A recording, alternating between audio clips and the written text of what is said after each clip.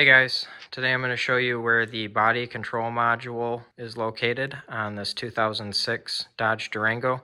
This is sometimes called the front control module or BCM or FCM. If this video is helpful, can you smash that thumbs up button and leave a comment down below for the YouTube algorithm? Really helps out a lot. So go pop your hood.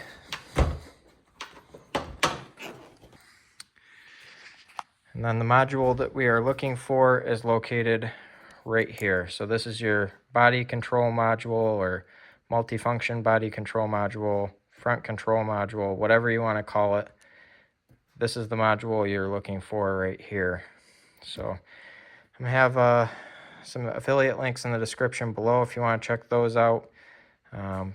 Hopefully this video is helpful to you. If it was, smash that thumbs up button. Leave a comment down below for the YouTube algorithm.